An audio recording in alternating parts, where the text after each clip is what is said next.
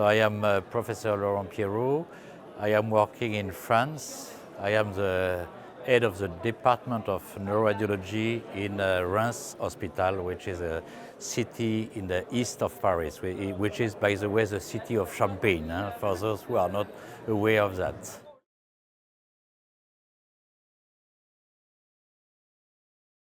You know, we were presenting the history of web somewhere. You know, the history of web, it was introduced in Europe in 2010. First case was done in 2010. First case in France in 2011 in my department. You know, it was a very interesting story because we have in the same time, you know, the technical development with the change from dual layer device to single layer device, EV device, which means enhanced visualization device, and at the same time the reduction in size of the microcatheter.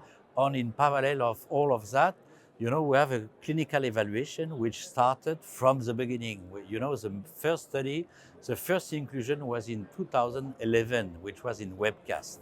So it's the first time, you know, a device is so precisely evaluated from the beginning with a very precise methodology, which means GCP studies, which means that everything was independently evaluated. So it's an incredible story because we started somewhere from scratch because it was a new approach for intracranial aneurysm.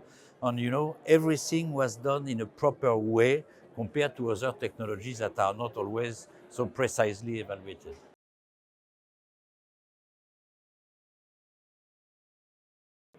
You know, we are celebrating 15 years of web treatment. So, you know, it's a very important step. You know, I was discussing with somebody in Asia a few weeks ago, and he was telling me, you know, web is the last revolution in the field of hemorrhagic treatment. When I say hemorrhagic, I think I am thinking the brain, indeed. You know, so what we are looking now, we are looking the next step. You know, what are the next steps? The next step is, for example, WISE study, which is the collection of all of this data to have maybe a more precise analysis of the safety and efficacy results according to the size of the aneurysm, to the location of the aneurysm, to also characteristic of the patient. So it's very important.